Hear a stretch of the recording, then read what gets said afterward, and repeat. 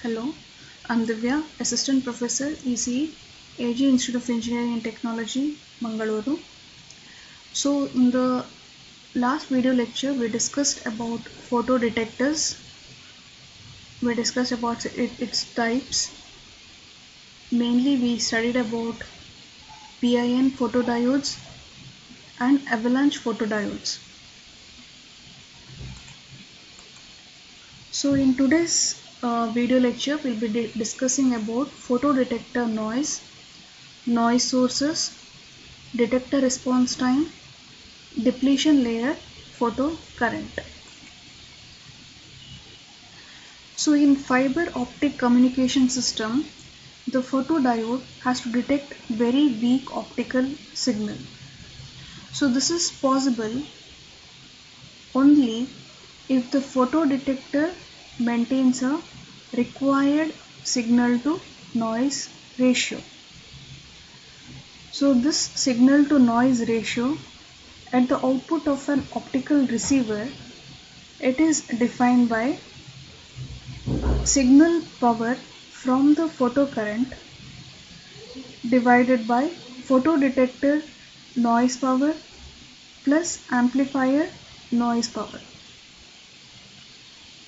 So in order to achieve a high signal to noise ratio, the following conditions should be met.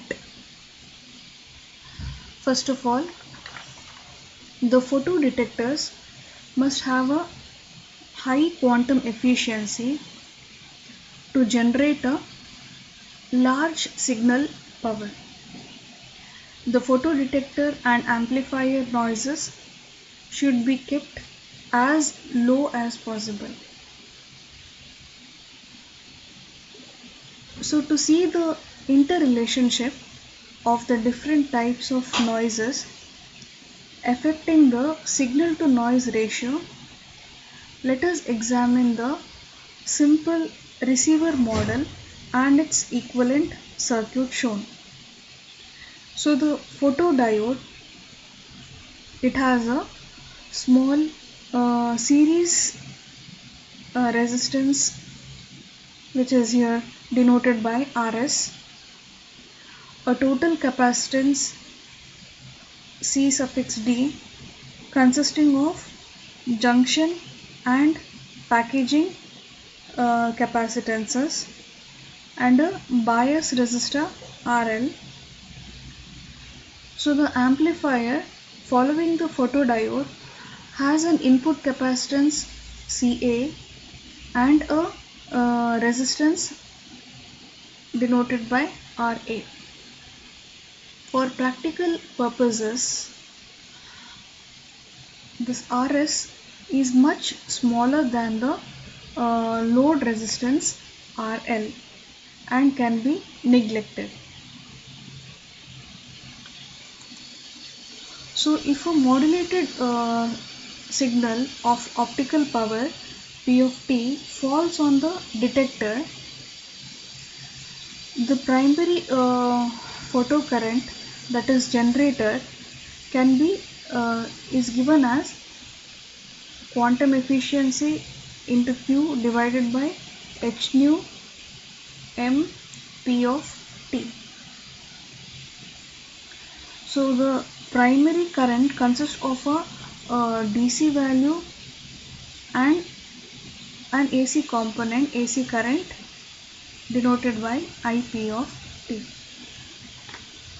So the for avalanche photo detectors, the mean square signal current is given by IP square into M square, where M is the average of the avalanche gain. So for a sinusoidally varying input signal of modulation index M, the signal component, this IP square, can be written in the form of M square into IP square divided by 2. So the principal noise sources associated with photodetectors that have no internal gain are quantum noise or short noise, dark current noise generated in the bulk material of the photodiode, and surface leakage current noise.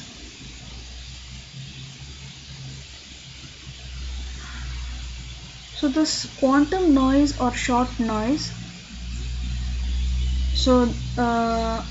arises from the statistical nature of the production and collection of photoelectrons when an optical signal is incident on the photodetector. So for example, assume 1 microwatt optical power at a wavelength of 1550 nanometer is received by a photodiode. It means that statistically about 7.8 trillion photons hit the photodiode within each second. So these photons are not synchronized and they come randomly. Imagine that you walk on a windy beach with sand blown onto your face. Okay, so although the average number of sand grains hitting your face every second may be constant, you may still feel the tickling of individual sand grains that shot on your face. So in the case of photodetection, the generated photocurrent will fluctuate as a result of the random nature of photon arrival. So the short noise current has a mean square value in the receiver bandwidth B that is proportional to the average value of the photocurrent IP, and it is given by this equation. So mean square value of the short current is equal to 2 into Q into I suffix P bandwidth into M square into F of M. So here F of M is the noise figure that is associated with the random nature of the avalanche process. So from experimental results, it has been found that F of M can be approximated to M raised to X, where X is between 0 and 1. That is, it depends upon the material. So note that M square into F of M is equal to 1 for PIN photodiode. The photodiode dark current is a current that continues to flow through the device even when no light is incident on the photodiode. This current is a combination of bulk and surface currents. So the bulk dark current, okay, that is represented by IDB, arises from the electrons and holes that are thermally generated in the PN junction of the photodiode. So in avalanche photodiode, these liberated carriers also get accelerated by the high electric field present at the PN junction and are therefore multiplied by the avalanche gain mechanism. So the mean square value of this current is given by 2Q ID B M square F of M, where ID is the primary unmultiplied detector bulk dark current.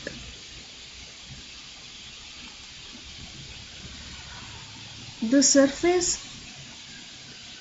dark current is also referred to as a surface leakage current or simply leakage current. So it is dependent on the surface defects, cleanliness, bias voltage and surface area. An effective way of reducing surface dark current is through the use of a guard ring structure, okay, that will shunt or remove the surface leakage currents away from the load resistor.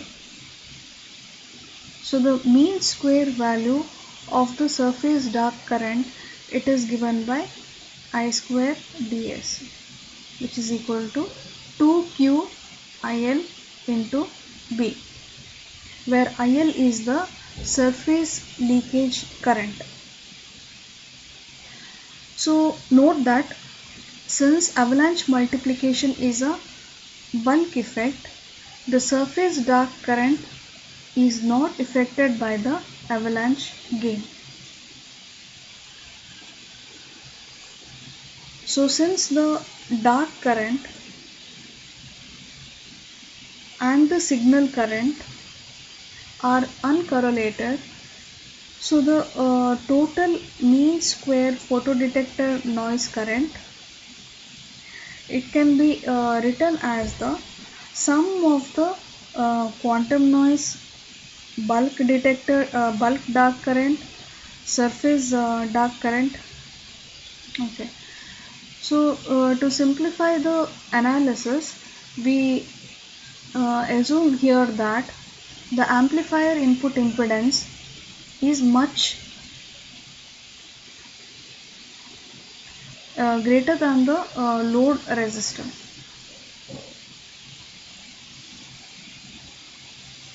So that is, here we get 4 kB T into B divided by RL, where kB is the Boltzmann constant and RL is the input resistance of the amplifier.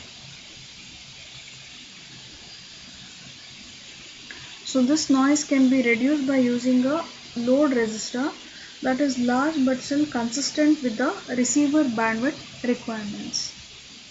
So substituting the equations, that is the equation that we got for the signal, written as equation 6.9, and the equations that we got for noise, that we have written in equation 6.16 and 6.17. So substituting these two equations in the signal to noise ratio can be written as IP square into M square divided by 2Q into IP plus ID Bn square f of M plus 2Q ILB plus 4 KB TB by RL. So when the optical signal power is relatively high, then the shot noise power is much greater than the thermal noise power. So in this case, the SNR is called the short noise limited or quantum noise limited. So when the optical signal power is low, then the thermal noise usually will be more than the short noise. In this case, the signal to noise ratio is referred to as thermal noise limited. So in equation 6.18, it can be seen that the signal power is multiplied by M square and the short noise plus dark current is multiplied by M square into Fm. Since the noise figure f of M increases with M, there always exists an optimum value of M that maximizes the signal to noise ratio. So the optimum avalanche gain at the maximum signal to noise ratio can be found by differentiating this equation 6.18 with respect to m, setting the result equal to 0 and solving for m with m is equal to that is modulation index m is equal to 1 and f of m approximated to m to the power of x will yield this equation.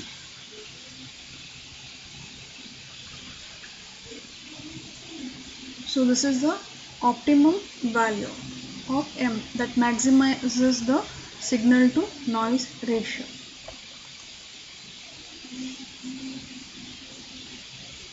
So the response time of photodiode together with its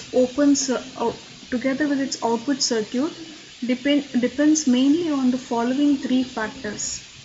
That is the transit time of the photocarriers in the depletion region, the diffusion time of the photocarriers generated outside the depletion region, the RC time constant of the photodiode and its associated circuit.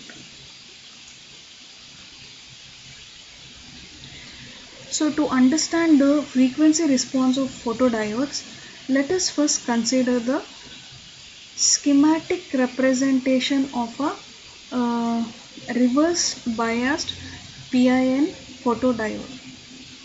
So light enters the device through the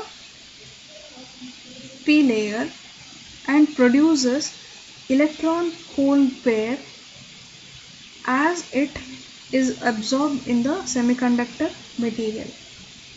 So those electron hole pairs that are generated in the depletion region, it will be separated by the reverse bias voltage that is induced by the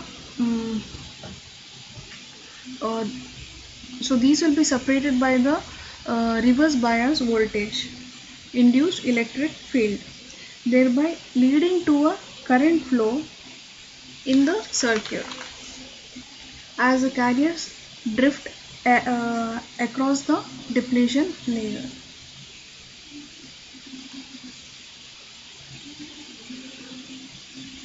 So under steady state, the total current flowing through the depletion layer is given by total current density is equal to drift current density plus diffusion current density. So the drift current density, that is represented by JDR, is the drift current from the carriers inside the depletion region. So JDR is the drift current from the carriers inside the depletion region, and diffusion current density, that is represented by J suffix DIFF, is the current due to the carriers generated outside the depletion region in N or P side and diffuses into the reverse bias region. So the drift current density is given by the equation IP by A, which is equal to Q into phi naught into 1 minus e to the power of minus alpha s W. So here A is the photodiode area and phi naught is the incident photon flux per area, where phi naught is given by P in into 1 minus RF divided by A into H nu, that is the photon energy, and RF is the responsivity. The surface P layer of a PIN photodiode is normally very thin. The diffusion current is mainly due to the holes diffusion from bulk N region. The hole diffusion in the material can be determined by one-dimensional diffusion equation, which is given by dP into dou square Pn by dou x square minus Pn minus P suffix n naught divided by tau P plus g of x is equal to 0, where d suffix P is the hole diffusion constant, P suffix n is the hole concentration in the n-type material, tau P is the excess hole lifetime, P suffix n naught is the equilibrium hole density, and g of x is the electron hole generation rate.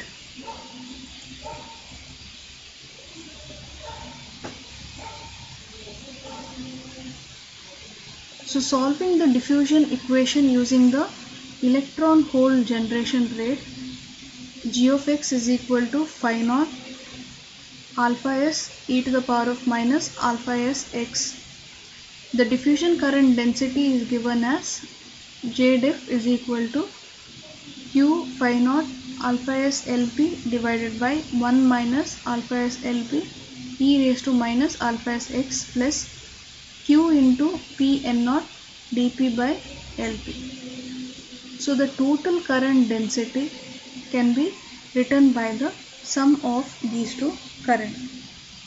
That is, adding the equations of drift current density and diffusion current density, we get the total current density.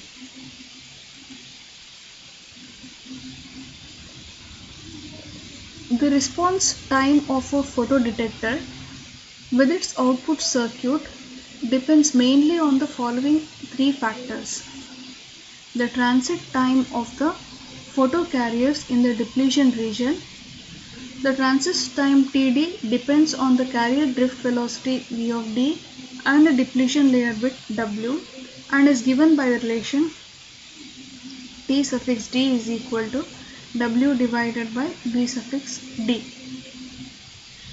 Diffusion time of photocarriers outside depletion region, and the third is the RC time constant of the circuit. The circuit after the photodetector acts like RC low pass filter with the pass band given by B is equal to 1 divided by 2 pi RT into CT. So where RT, it is the combination of the load resistor and the amplifier input resistances, and CT is the sum of the photodiode and amplifier capacitances.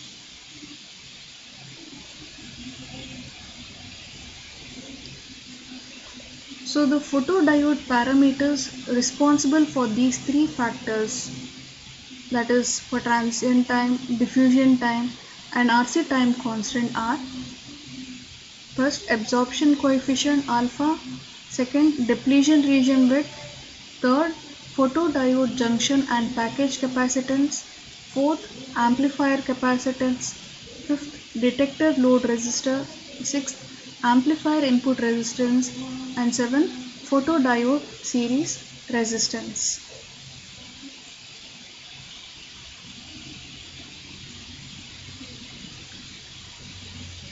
So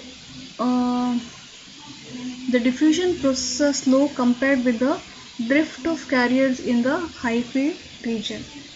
To have a high speed photodiode, photocarriers should be generated in the depletion region or close to the depletion region, and diffusion time should be less than or equal to the carrier drift times. So the effect of long diffusion times can be seen by considering the photodiode response time.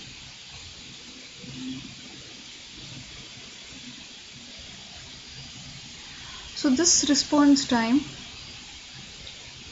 it is described by the rise time and fall time of the detector output. The rise time tau r is measured from the 10 to 90% points of the leading edge of the photopulse, that is shown in the graph in the next slide. For fully depleted photodiodes, the rise time tau r and the fall time tau f are generally the same. However, they can be different for photodiodes that is not fully depleted, since the photon collection time becomes important for the rise time. So fast carriers here refers to charge carriers produced in the depletion region that are separated and collected quickly.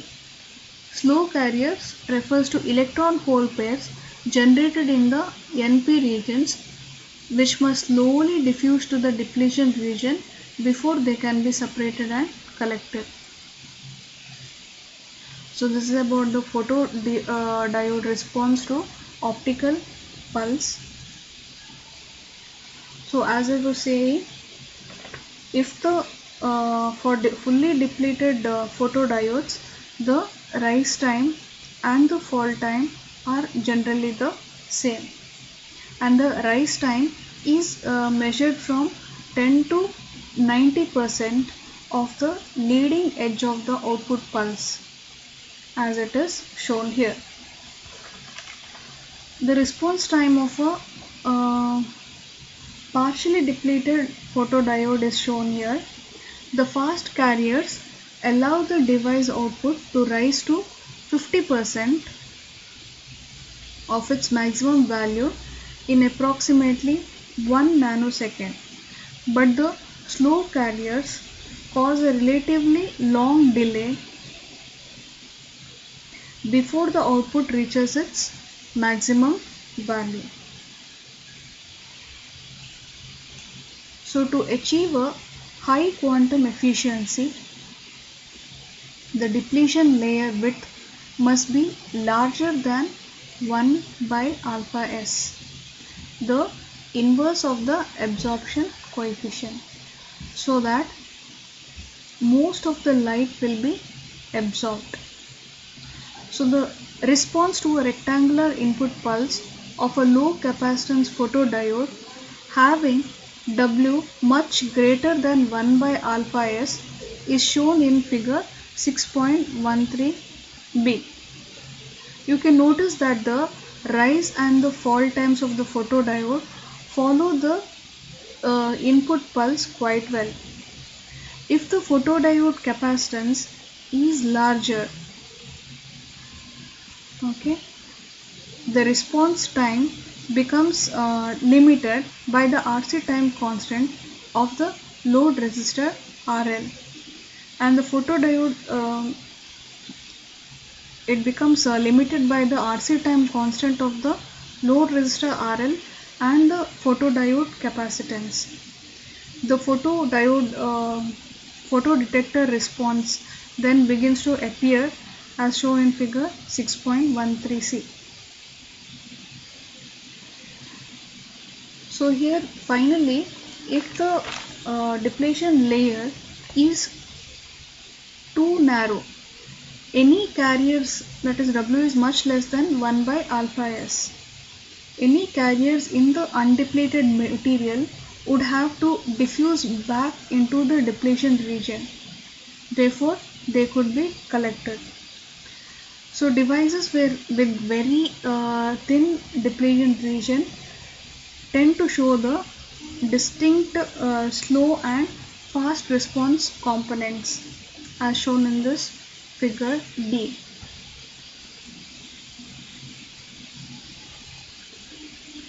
So the assignment question is, briefly discuss the possible source of noises in optical fiber receiver. Thank you.